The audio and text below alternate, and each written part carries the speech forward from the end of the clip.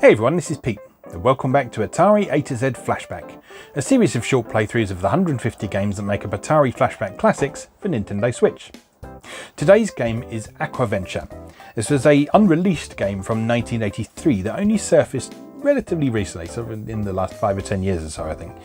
There doesn't seem to be any records of it in Atari press releases from the time, and it doesn't seem to be listed in any of Atari's official internal parts lists either, so it's a real mystery where this came from, why it never got released, and all sorts of things. So, despite technically being a prototype, because it never got an official release or a full manufacturing run or anything like that, Aquaventure does appear to be a complete, fully functional game that was ready for release. And so, exactly why it didn't get released is a bit of a mystery really, because it's actually quite a fun game, perfectly playable, enjoyable, and there's not a ton of depth to it, but it does have a feeling of progression as you go through.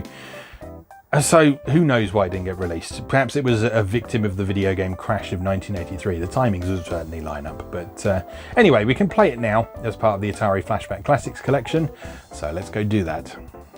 Okay, here we are once again with Atari Flashback Classics, and today we are looking at Aquaventure, an unreleased prototype that was pretty much ready for release, as I said in the intro. And you'll see when we start playing, it's a pretty solid game. But in the meantime, let's have a look at what little documentation we've got for this game. So, enjoy this unreleased prototype game from the Atari's vault. You're a world-famous treasure hunter on the trail of Calico Blue's sunken pirate ship. Recently, your salvage crew has discovered the location of what it thinks is Calico Blue's treasure based on his last known coordinates. Discover what the ocean depths hide as you dive to retrieve the hidden treasure. I wonder how much of this was written specifically for when this game was released on the Atari Flashback consoles, and how much of it was in surviving documentation, because what I could read of this game online seemed to suggest that there was very little record of it even existing, which suggests that there might not have been much documentation for it either. But anyway, it doesn't really matter.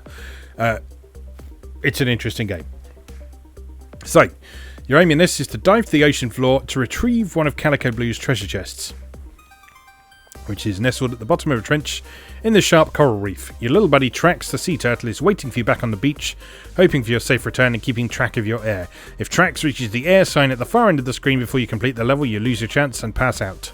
You have 4 dives before your expedition runs out of money to continue the hunt, and your game is over. So, 4 lives.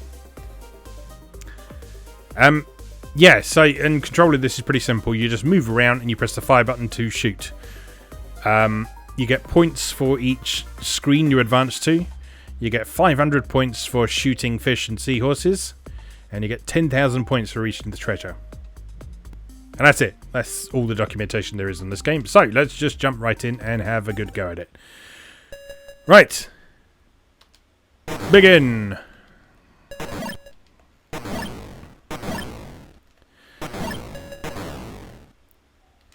So the mechanics you have to deal with in this are the fish coming from the sides of the screen, which if you destroy, they will turn into these fast-moving ones. Now, the original documentation says that they are The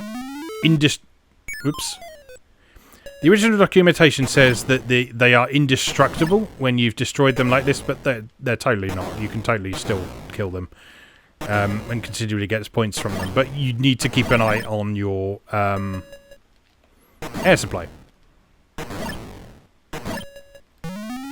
And so in some ways, because you get the most points for just grabbing the treasure, it's almost worth just ignoring the fish in some ways and just getting down to the bottom as quickly as you can before your air runs out. Grab the treasure. Shoot anything that's directly in your way, but other than that, just head for the surface. So I really like this game. It's super simple. As what you're seeing here is literally everything there is to it. But it's just got quite a nice feel to it. Oh, whoops. That was a mistake. Yeah, it's just got quite a nice feel to it. I mean, there's things that could be a little bit more elegant about it. Like your diver sprite's very large, and as I've mentioned a few times previously on this series, this is the era where your entire sprite was your hitbox. So if any part of that diver sprite hits one of the fish or the walls of the coral reef, then you die.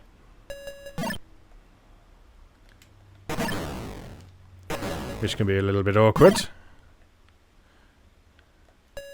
Oh dear, dead.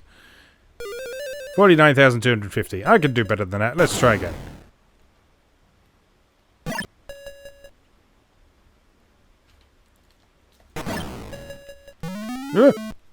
Oh, shit. Shoot some fish in anger on the way down.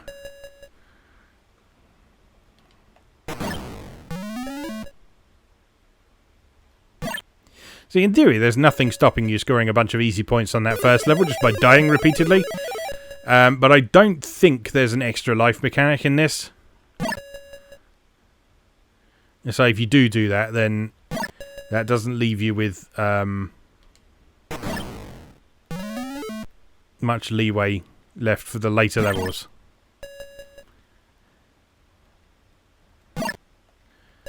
So especially just play normally, rather than trying to find exploits. You know, I've never been a big fan of finding exploits for score-based games and that sort of thing. Just play them properly, for fuck's sake.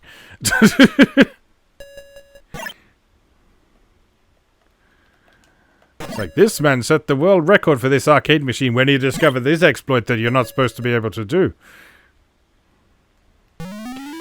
I was reading about asteroids earlier. And apparently in the early versions of Asteroids in the arcade, there was some sort of exploit like that a lot of people used to get ridiculously high scores. And Atari eventually did a new revision of the arcade hardware that basically patched that out, effectively. Well, that's what we'd call it today, anyway. Because it wasn't because they wanted to stop people having... Well, it was because they wanted to stop people having fun. But it was mostly because arcade operators were complaining to Atari that the glitch in the game was costing them revenue. Because it meant that one player could keep playing this game on one coin for a very long time. Oh, I ran out of air. Yeah, it meant that one player could keep playing that one game on a single coin for much longer than they were supposed to. And that meant that obviously there weren't more people putting coins into the machine and having a higher turnover of customers. And so, yeah, the people who were concerned about that, the arcade owners, they complained to Atari and said, fix this. So they did.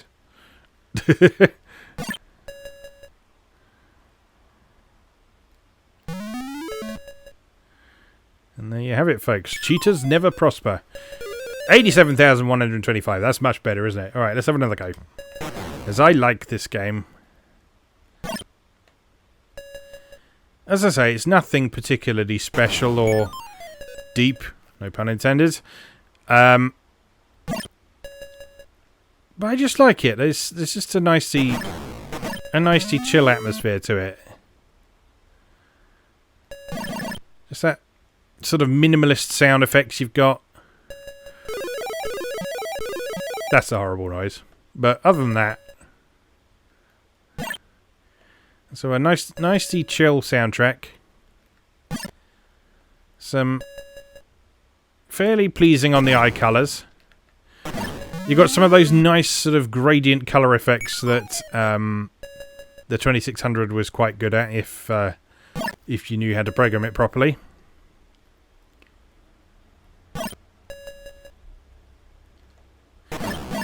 Oops. That was wrong.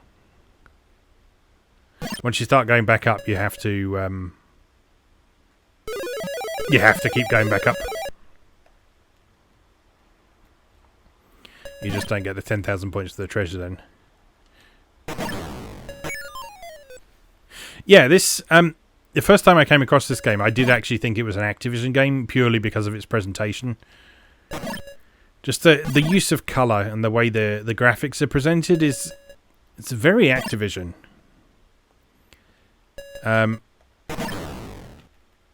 With the only thing... Damn it, not concentrating anymore. Yeah, the only thing that's lacking that an authentic Activision game would have is a great big honking Activision logo at the bottom of the screen at all times while you're playing, just in case you forget who made it.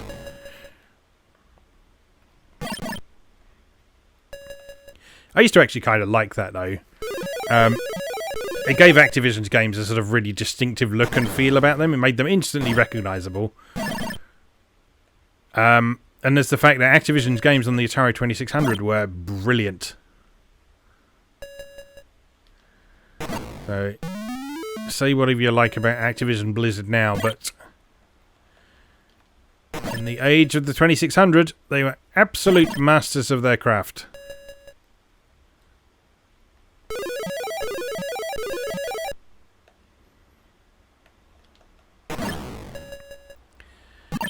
It's a real shame that we haven't had an Activision compilation for a very long time. Whoops. I think the last one that got released was the one that was on PS2 and PSP, which was an excellent compilation, to be fair. But it deserves another chance. And surely, with how much Activision loves money these days, surely they would love to leverage their old titles and re-release them yet again. Because people like me would buy them to play on Nintendo Switch, for example.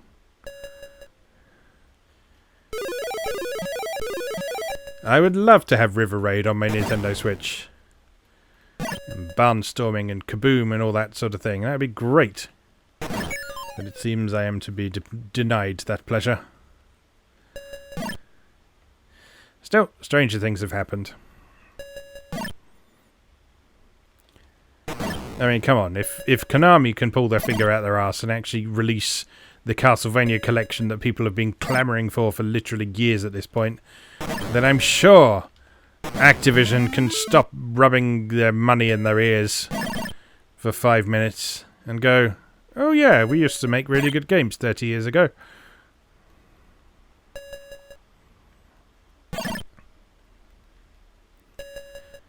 But no, I think they're too busy with Call of Duty now.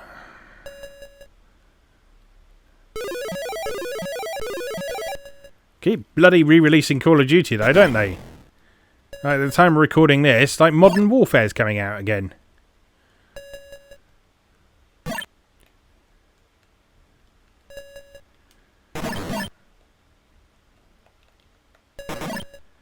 I don't know. Was it really better in the old days? I don't know. I mean, there's things that are great about modern gaming, but there's an enjoyable purity to this sort of thing. It's just nice to chill out and relax with. And the fact that I can hold a conversation with you while I'm playing this,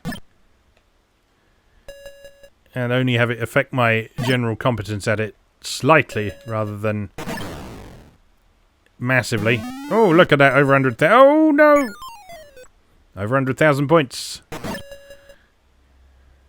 I think we've probably had it now, though.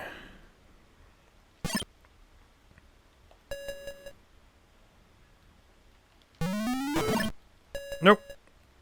Sneak. And, oh, carefully.